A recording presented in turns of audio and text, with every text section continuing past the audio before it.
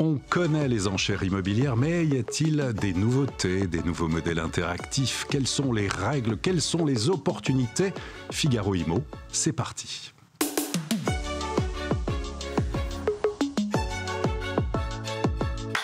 Deux invités dans cette émission Figaro Immo qu'on est très heureux de recevoir aujourd'hui pour parler enchères immobilières et notamment enchères immobilières interactives qui se développent énormément et même il y a des lancements, c'est ce que l'on va voir. Tout d'abord avec vous, Maëlys Delumen, bonjour. Bonjour Olivier. Merci. Présidente de Drouot Immobilier. Et Louis Duclary, bonjour. Bonjour Olivier. Cofondateur d'Enchères Immo. Alors, les enchères immobilières, on en entend beaucoup parler. On connaît celles des notaires, on connaît moins les modèles interactifs. Est-ce que vous, qui avez démarré il y a quelque temps, est-ce que ça se développe de plus en plus, Louis ? Eh bien écoutez, oui, ça se développe de plus en plus. Nous, ça fait bientôt 4 ans et demi qu'on a lancé Enchères Immo. Et effectivement, on voit de plus en plus de ventes interactives sur la plateforme. On voit de plus en plus de professionnels qui proposent ça à leurs clients vendeurs et qui permettent ensuite à des acquéreurs de participer. Donc oui, ça se développe bien. Alors, Maëlys Delumen, on va démarrer avec vous, puisque c'est une grande journée, en fait. Vous annoncez aujourd'hui le lancement de Drouot Immo. Pourquoi et qu'est-ce que c'est ? Tout à fait. Donc aujourd'hui, nous avons annoncé le lancement officiel d'une plateforme de vente interactive immobilière, Drouot.immo. Ce projet est porté par le groupe Drouot, que vous connaissez peut-être. Drouot, fort de son expertise et son expérience dans la vente aux enchères interactives de biens mobiliers, avec Drouot.com, a décidé de prolonger son expertise à l'immobilier. Pour mémoire, Drouot.com aujourd'hui, c'est plus de 800 maisons de vente aux enchères qui mettent en temps réel des ventes en ligne, donc 9000 ventes par an et 3 millions d'objets proposés aux enchères. Sur ce modèle, qui est aujourd'hui un modèle concluant et qui a fait ses preuves, Drouot a décidé donc de développer cette plateforme à l'immobilier. Alors, c'est une plateforme aussi qui est développée avec des partenaires. Quels sont-ils ? Alors, nous avons inauguré notre lancement aujourd'hui avec un partenaire dont nous sommes très fiers, donc Espace Atypique, un réseau d'agences immobilières que vous connaissez sûrement, fort de 85 agences en France et qui couvre une très large partie du territoire. Et pour ce lancement, nous avons mis en ligne sur notre plateforme Drouot.immo un certain nombre de biens, de caractères, de collections très qualitatifs pour montrer un peu la vitrine de ce qu'on peut vendre aux enchères. Alors justement, illustration, on va voir là, et on commence à voir en images, justement, des biens présentés sur la plateforme Drouot.immo. Tout à fait. Donc là, je vous présente un premier bien qui se situe donc à Rennes, donc dans la banlieue de Rennes, une très jolie maison de maître du 19e qui est entièrement rénovée, 375 mètres carrés, dans un parc avec des très beaux arbres séculaires, 2 hectares de parc, des dépendances rénovées, une piscine. Et ce bien est mis aux enchères avec un prix de départ de 1 940 000. 1 940 000. Autre exemple, Maëlys. Second exemple, on va partir dans le sud de la France. Un bien totalement inédit. Là, on part à Istres. Un château de 300 mètres carrés dans un parc de 4 hectares avec à nouveau des oliviers, des arbres séculaires. On surplombe l'étang de Berre et le village médiéval de Miramas, des dépendances, un mât, un gîte, un pigeonnier, une piscine et puis on peut bien évidemment se baigner dans le lac en contrebas. Prix de mise en vente de ce bien, 2 100 000. Effectivement, ça fait rêver. Alors, autre exemple, un dernier exemple. Alors là, on a vu Istres, donc je pense qu'on a vu à peu près tous les biens. On a vu 2 des biens mis en vente. Alors là, on voit l'exemple sur la plateforme. Donc, on peut en temps réel, c'est ouvert à la fois à tout le monde, aux particuliers, en fait, en allant sur Drouot.immo. Quelles sont les interactions? Qu'est-ce qu'on peut faire? Qu'est-ce qu'on ne peut pas faire? Est-ce qu'on peut visiter le bien ou pas? Comment ça se passe concrètement? Comment ça fonctionne la vente aux enchères? Tout simplement, le client qui souhaite acheter aux enchères bénéficie de l'accompagnement de son consultant, donc de son agence immobilière. Il va pouvoir prendre le temps de visiter et revisiter le bien autant de fois qu'il le souhaite avant de se décider ou pas à acheter le bien. S'il décide d'être candidat pour acheter le bien, dans ce cas-là, il va devoir s'inscrire en ligne sur la plateforme Draw.imo, renseigner un certain nombre d'informations et notamment un dossier de financement. Et au jour et à l'heure dite, il pourra enchérir en ligne pendant 1 heure. Au prix de départ, donc, qui est affiché. Les enchères sont anonymes et à l'issue de cette heure d'enchère, il saura en temps réel s'il est le meilleur enchérisseur ou pas. Quel type de clientèle souhaitez-vous séduire, conquérir avec ce modèle d'enchère immobilière interactive ? Nous souhaitons nous positionner de façon assez en parallèle, comme le groupe Draw, sur des biens plutôt haut de gamme, plutôt qualitatifs. Mais il n'y a pas de critères de typologie de biens ou de prix, puisque tous les biens, dès lors qu'ils sont des biens de caractère, peuvent être éligibles à la vente aux enchères. Et donc, nous ciblons tout type de clientèle également. Les perspectives, vous attendez des résultats, vous êtes fixé des objectifs fin d'année ou l'année prochaine, ou quelles sont vos attentes ? Alors, grâce à notre premier partenariat avec Espace Atypique, on espère avoir plus d'une centaine de biens mis en ligne par Espace Atypique pour l'année 2025, mais notre plateforme est bien évidemment ouverte aux autres professionnels de l'immobilier, aux autres agences qui seraient tentées ou qui souhaiteraient mettre leurs biens en ligne sur la plateforme Draw.imo. Voilà, donc Maëlys, merci beaucoup pour cet éclairage autour de Draw.imo. Louis Duclary, alors on va voir avec vous justement Enchères Immo. Alors là, on est un petit peu moins dans le haut de gamme, on va dire que c'est plus un immobilier traditionnel. Vous existez depuis quelques années, mode d'emploi d'Enchères Immo. Mode d'emploi d'Enchères Immo. Enchères Immo, c'est vraiment une plateforme qui permet aux professionnels d'aller faire le pont entre ses vendeurs et ses acquéreurs, pouvoir commercialiser un bien, comme le disais, je vais répondre un peu, rebondir sur ce que disait Maëlys, mais à un prix attractif, pour pouvoir dynamiser justement une commercialisation, permettre d'optimiser la visibilité du bien, bien entendu, et ensuite, évidemment, les potentiels acquéreurs, en tout cas ceux qui vont souhaiter en savoir plus, vont pouvoir évidemment accéder au dossier, visiter, c'est clé, et en effet, après avoir validé un dossier de financement, être inscrit par le professionnel à la vente interactive et se connecter le jour J, remettre des offres, voir les offres des uns et des autres, etc. Mais alors Louis, qu'on comprenne bien, ça ne s'adresse pas directement au départ aux particuliers. Est-ce que le particulier peut venir justement, est-ce qu'il y a un espace pour les particuliers ou est-ce vraiment réservé aux professionnels ou comment ça se passe ? Alors, effectivement, le modèle initial d'Enchères Immo, qu'on continue à faire progresser, c'est un modèle où nous, on fournit une solution à une agence immobilière. Aujourd'hui, on travaille avec un peu plus de 500 agences, 300 mandataires sur toute la France. Oui. Et l'idée, c'est qu'ensuite, eux puissent distribuer la solution, en fait, ajouter une corde à leur arc et effectivement proposer à des vendeurs, soit qu'ils ont déjà, avec lesquels ils travaillent déjà, soit de nouveaux vendeurs, ce système pour optimiser la commercialisation de leurs biens. Et en effet, pour rebondir sur le deuxième point, sur Enchères Immo, il y a la possibilité pour un particulier vendeur de nous solliciter. Et nous, à ce moment-là, ce qu'on fait, c'est qu'on va qualifier son projet, valider que les choses vont bien, que c'est vendable, etc. Et ensuite proposer ce lead vendeur à des professionnels qui vont pouvoir s'en occuper concrètement. Alors Louis, même exercice que pour Maëlys, est-ce que vous avez des exemples de biens justement proposés à la vente ou certains qui ont été vendus ? On a vendu un certain nombre de biens puisqu'on a réalisé un peu plus de 3300 ou 3400 ventes à date, donc de toute typologie.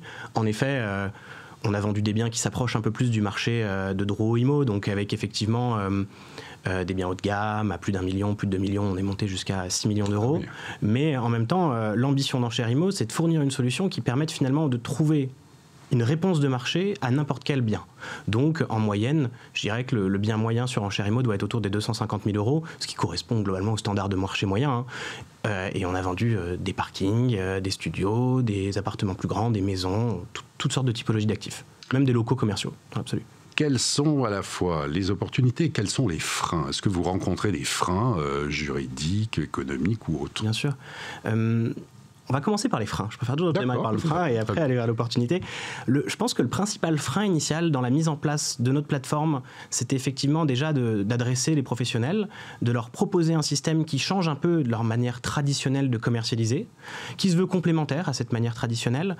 Et donc effectivement, au début, on a dû casser en tout cas des barrières psychologiques juridiques, puisqu'il y a rien dans la loi Hoguet qui empêche de commercialiser un bien sous un format d'appel d'offres. Donc là-dessus, je pense qu'avec le nombre de biens qui ont été vendus, je pense qu'il n'y a plus trop de sujets. Ouais. Et souvent, un des freins encore qui peut exister, notamment chez les vendeurs, c'est qu'ils peuvent avoir tendance à se dire et interpréter vente interactive avec vente aux enchères au sens adjudication du terme. Oui.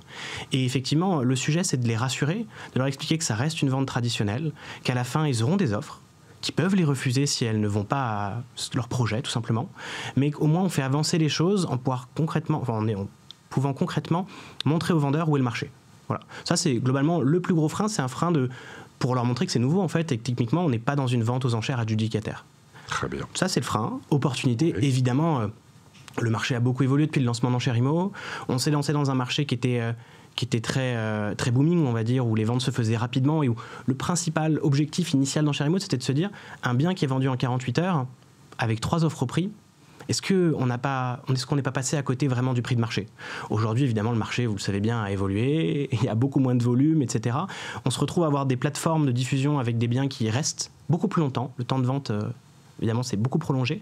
Et là, l'ambition, c'est plutôt de se dire, s'il ne se vend pas à 250, au lieu de faire des baisses de prix successives et finalement d'user pour le vendeur son produit et son énergie, faisons un appel d'offres, démarrons à un prix bien attractif pour ensuite laisser remonter le marché. Et puis, dernière chose, Louis Duclary, sur cet aspect, vous avez lancé en fait un GAPI, en fait, oui. Un comparateur, c'est ça, d'attente, en tout cas entre les vendeurs et les acquéreurs. Exactement. Typiquement, il s'affiche là, donc on peut un peu peut-être le commenter, mais le principe de cet indice, c'était vraiment de se dire, nous, chez Enchères IMO, on a 3 données clés. On a donc 150 ventes par mois qui sont sur la plateforme, et pour chacune de ces ventes, on a 3 informations. Le prix de départ, la valeur estimée, enfin 4 informations, le prix de départ, la valeur estimée, le prix attendu par le vendeur et évidemment la meilleure offre. Et l'idée de cet indice, c'était de pouvoir permettre à n'importe qui, puisqu'il est accessible sur notre plateforme, de pouvoir accéder finalement un peu au pouls du marché, de se dire ok, en ce moment, en moyenne, parce qu'évidemment ce sont des moyennes, c'est des données, ça va être d'interpréter, de se dire quel est l'écart qui existe entre les attentes du vendeur et les meilleures offres, et de se dire est-ce qu'on est dans un écart où la négociation est possible ou pas. Et si on remonte un petit peu dans cette analyse de graphique, on voit que déjà, ça va un peu mieux. Déjà, c'est beau, c'est bien, et le marché repart. Évidemment, il y a encore des ponts à faire et de permettre aux acquéreurs de bien comprendre la valeur et aux vendeurs surtout d'éviter de rester trop longtemps à la vente. Mais on voit qu'on avait atteint en début d'année 2024 un écart de plus de 9%. 9%, il faut dire les choses. C'est aussi pour ça que le volume de vente a diminué. C'est que quand on a 9% d'écart, c'est compliqué de réconcilier les parties. En revanche, en ce moment, on est plutôt stabilisé depuis avril autour de 7%. En moyenne, donc évidemment, il y a des ventes qui se passent tout de suite, on est d'accord. Hein. Mais le 7% veut dire qu'on rentre dans une sphère de négociation possible où on peut rapprocher les parties. Et c'est l'ambition initiale d'Enchères IMO, c'est de dire on souhaite que ce soit quand même intermédié par un professionnel pour qu'il l'accompagne. Il a un rôle crucial à jouer. En revanche, l'ambition, c'est vraiment de se dire on a un vendeur et un acquéreur qui n'ont évidemment pas les mêmes objectifs. Et il faut arriver à les rapprocher pour permettre une vente. Très bien. Maëlys, Louis évoquait tout à l'heure la confiance, la transparence sont des mots importants chez Drouot qui existe depuis 1862 aussi, qui est lié en fait au marché de l'art. C'est important aussi d'avoir ces références sur l'expertise. Tout à fait. L'expertise apportée par Drouot Immobilier et par Drouot.imo, c'est celle en effet d'accompagner les clients dans leurs projets de vente ou d'achat du début à la fin, et notamment donc, de leur apporter une plateforme qui est fiable, une plateforme qui permet vraiment en temps réel d'avoir une offre au meilleur prix, et puis qui leur permet également de tout simplement pouvoir enchérir sur des biens qui les fait rêver et de se trouver potentiellement acquéreur de petites merveilles immobilières. Alors j'imagine en fait pour ce type de plateforme qui nécessite beaucoup à la fois de technologie, il y a les partenariats, vous avez dû mener peut-être des tests en amont. Qu'est-ce que ça a donné en fait ? Alors on a réalisé en effet, avant de lancer la plateforme Drouot.imo, un certain nombre de tests, donc des tests sur des biens, pour voir finalement comment est-ce qu'on pouvait optimiser nos ventes aux enchères, comment trouver le meilleur prix de départ, comment bien calculer les paliers d'enchères pour qu'ils soient en cohérence avec le prix des biens qui étaient mis en ligne. On a également réfléchi à savoir quel était le meilleur timing, la meilleure durée de vente. Est-ce qu'il fallait que les ventes soient courtes ou longues ? Et finalement, donc, on est arrivé à un modèle où nous sommes très satisfaits, qui a été donc l'objet d'un certain nombre d'expérimentations. Nos ventes durent 1 heure top chrono, avec un prix de départ qui, en général, correspond à 15 ou 20% en dessous de la fourchette d'estimation basse d'un bien pour que le prix de départ soit attractif pour les acquéreurs. Très bien. Est-ce que tous les deux, les nouveaux outils technologiques, bien sûr aussi l'intelligence artificielle, va vous aider à développer avec les différentes bases de données? Louis? Bien sûr. Effectivement, nous, on a un point crucial, et là-dessus, je souscris tout à fait au discours de Maëlys, qui était de dire, pour qu'une vente interactive se passe au mieux, l'élément crucial de départ, c'est de bien positionner le prix de départ. Et en fait, la façon de bien positionner un prix de départ, si vous le faites vous-même, c'est ce qu'on conseillait jusqu'à peu à l'ensemble de nos clients, c'était de se dire, réfléchissez comme un acquéreur et dites-vous, aujourd'hui, il y a beaucoup de biens comparables diffusés dans chaque secteur. Il faut faire en sorte de faire ressortir le bien pour justement amener du contact. Et c'est le point de départ en fait d'une commercialisation. Et donc dans ce cadre-là, en effet, nous on a développé récemment une fonctionnalité qui permet à un professionnel, alors on va aller effectivement, si on rentre dans les détails, on requête de multiples bases de données, tant de ventes effectuées que d'annonces, pour effectivement se dire sur un bien donné, comment est-ce qu'on va optimiser la fourchette de départ.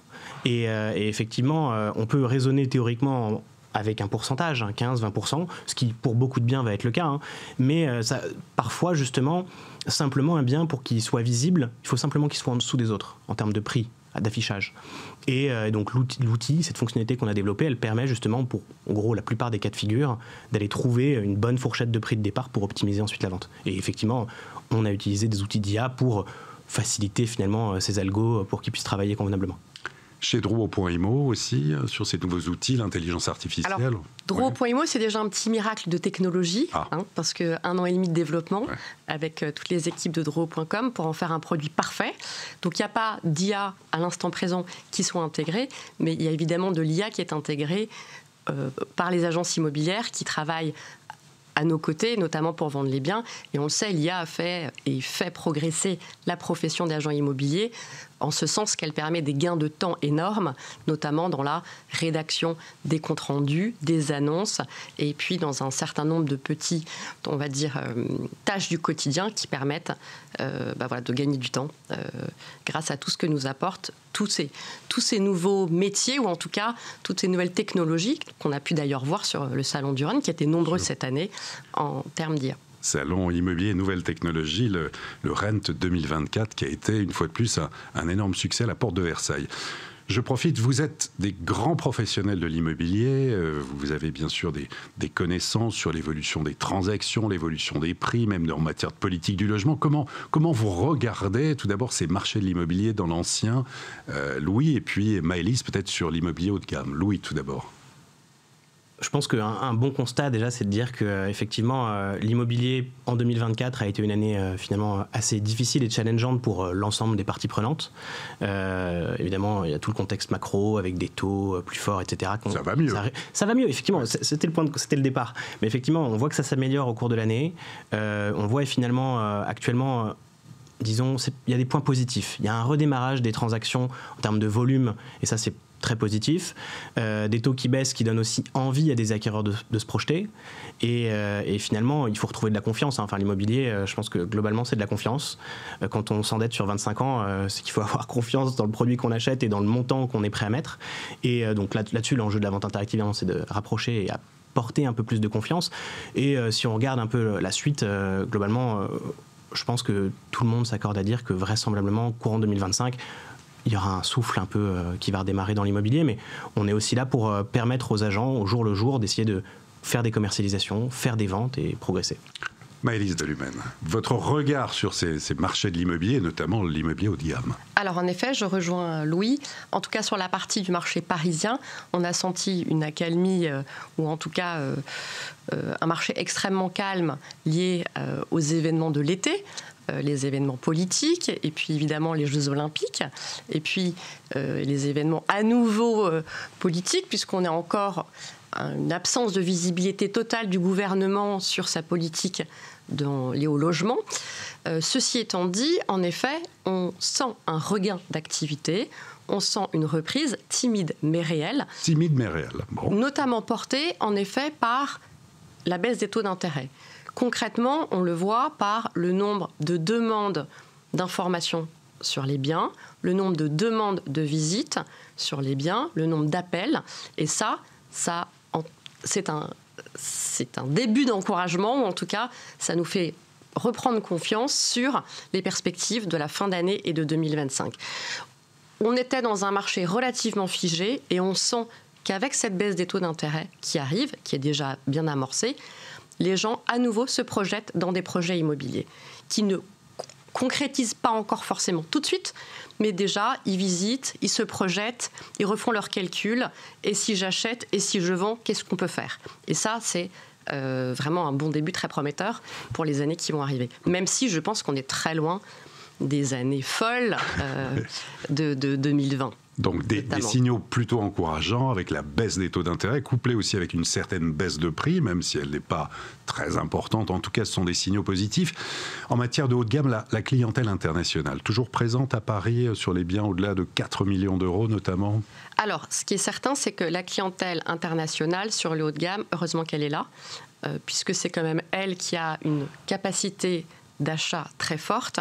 Alors, même si elle est un peu plus regardante, je trouve, évidemment, sur les critères d'achat, cette clientèle donc, qui se porte toujours en particulier sur certains quartiers de prédilection, le centre de Paris, le 1er, le 6e ou le 7e arrondissement, et le 16e arrondissement, cette clientèle, en effet, elle est là, elle bénéficie de paiements comptants et elle est prête à acheter très rapidement, dès qu'un bien parfait répond à ses attentes. Et cette clientèle, elle est portée à nouveau majoritairement, de mon point de vue, par une clientèle américaine.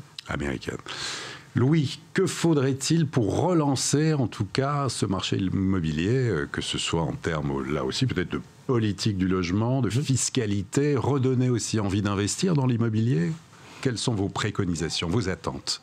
Je pense qu'effectivement, il y a une forme d'attentisme aussi de la part des vendeurs et des acquéreurs, parce qu'ils ne savent pas ce que ça va donner. Aujourd'hui, il y a une politique du logement qui est assez incertaine. Pour le moment, en tout cas, il n'y a pas de décision claire.